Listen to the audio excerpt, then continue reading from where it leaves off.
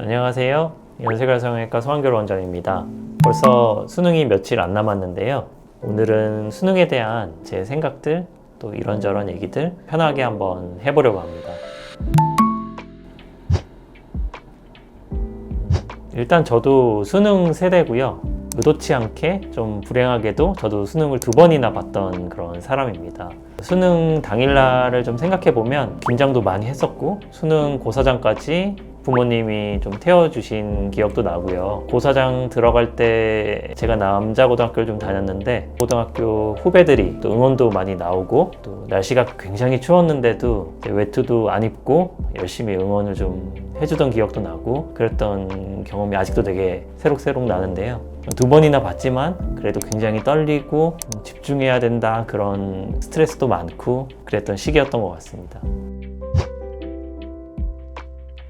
네, 2번째로 친 수능은 성공적이었다고 할 수 있을 것 같고요. 점수가 좀 잘 나와줘서 저는 이제 정시로 대학에 대입을 쳤는데, 아무래도 조금 대학 원하는 학과를 가기에는 점수가 좀 잘 나와줬던 것 같아요. 시험이라는 제도가 가장 객관적인 그 사람에 대한 그런 평가 수단이 될 수밖에 없다, 저는 이렇게 생각을 하고 있고요. 조금만 소신 발언을 하자면 수능이 어쩔 수 없이 가장 객관적인 그런 평가의 수단이다, 저는 사실 그렇게 생각을 하고 있습니다. 다만 그렇게 한 번만의 시험을 가지고 그 사람의 그런 모든 것을 평가하고 그 사람이 어떤 대학을 갈지, 그리고 또 그 대학을 감으로 해서 그 사람의 어떤 인생을 살아가게 될지, 그런 것들을 다 결정한다는 것이 어떻게 보면 조금 잔인하다는 생각은 좀 하고 있고요. 그래서 사실 저는 그런 단 한 번의 시험으로 그 결과가 잘 나와서 그럼으로써 좀 어떻게 보면 큰 혜택을 받은 사람이지만, 단 한 번으로 평가하기에는 조금 좀 무리가 있다는 생각을 하고 있고요.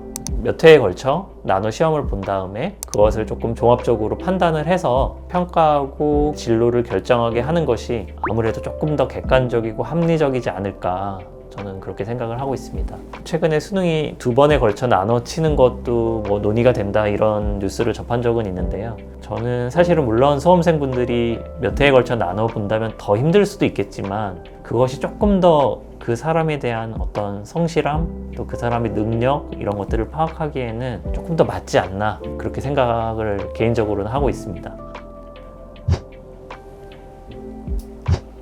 저는 이전부터 늘 말씀드리지만 가장 가성비가 좋고 제일 하기 좋은 성형은 쌍꺼풀 성형입니다. 어떤 사람의 인상을 결정하는 데에는 눈빛이 가장 중요하고요. 그 눈을 결정할 때에는 12시 방향으로 얼마나 또렷하고 예쁘게 뜨는지가 사실은 굉장히 중요합니다. 그렇기 때문에 가장 먼저 꼽자면 12시 방향으로 눈을 또렷하게 뜨면서 라인이 예쁘게 잡히는 그런 쌍꺼풀 수술이 가장 가성비가 있는 그런 수술이다, 저는 이렇게 얘기 드리고 싶고요. 또 얘기가 나온 김에 많이 문의하시는 것 중에 하나인 코성형을 조금 얘기를 드리자면요, 많이 물어보시는 것이 미성년자인데 코성형 가능한가요? 이거에 대해서 많이 물어보십니다. 그래서 고3인데 가능한가요? 고2면 가능한가요?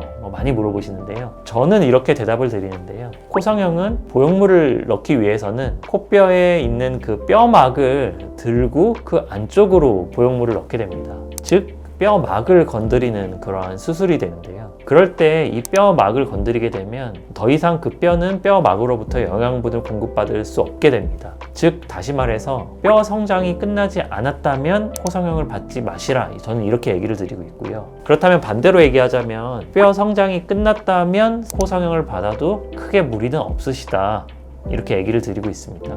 즉 미성년자이다 아니다, 그 나이가 중요한 것이 아니라 뼈 성장이 끝났는지, 코뼈가 더 자랄 그럴 여지가 있는지 없는지, 가장 쉽게는 키가 더 자라는지 그거를 판단해 보면 될 것 같고요. 뼈 나이를 측정하는 그런 엑스레이를 찍어볼 수도 있겠지만, 가장 쉽게는 이제 키가 더 이상 자라지 않은지 한참 됐다, 이런 것들을 좀 듣고 코성형을 할지 말지 결정을 하시면 된다, 이렇게 설명을 드리고 있습니다.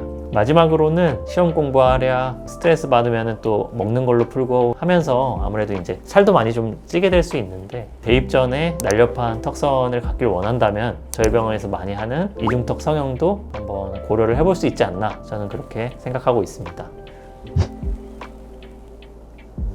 일단은 수험생 여러분들 너무 고생 많이 하셨고요. 저도 경험을 해본 입장에서 그 스트레스는 정말 이루 말할 수가 없고, 또 수험생 못지않게 수험생 여러분들을 이제 곁에서 좀 응원하면서 뒷바라지 해주신 그런 가족분들도 너무 고생 많으셨습니다. 제가 드리고 싶은 얘기는 뭐 당연하겠지만 일단은 수능이 끝났다면 그동안 누리지 못했던 자유를 충분히 좀 즐기시라, 이렇게 얘기를 드리고 싶고요. 또 한 가지는 사실은 그동안 공부하느라고 자기 자신을 어떻게 보면 굉장히 혹사시키는 그런 것에 조금 익숙해져 있을 수 있는데, 자기 자신을 조금 더 아끼고 소중하게 여기는 그런 생활 습관이라든가 이런 것들을 조금 길러봤으면 하는 어른으로서의 바람은 있고요. 단순히 자유를 즐기라고 한다고 해서 너무 이렇게 몸을 또다시 혹사시키는 그런 자유를 즐김보다는 조금 더 자신을 좀 소중히 여기는 그런 태도를 한번 가져보시는 것을 좀 말씀드리고 싶습니다.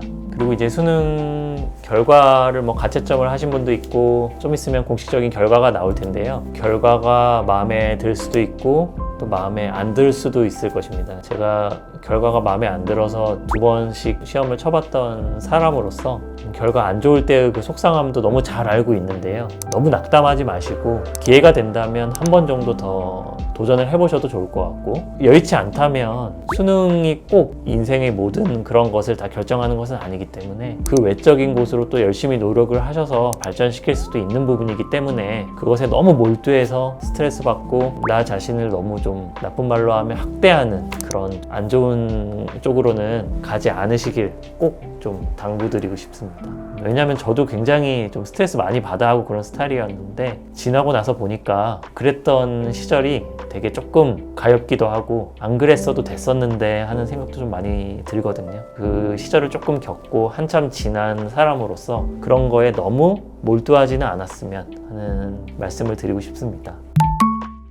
오늘 수능에 대한 이런저런 얘기를 좀 드려봤는데요. 수능 끝났으니까 마음껏 여러분의 세상을 좀 즐기시고요. 그런 수능 때문에 가꾸지 못했던 외모에 대해서 조금의 컴플렉스가 있다면 저희 병원도 한번 찾아주시면 감사하겠습니다. 구독과 좋아요 부탁드리고요. 그럼 지금까지 연세결 성형외과 송한결 원장이었습니다. 감사합니다.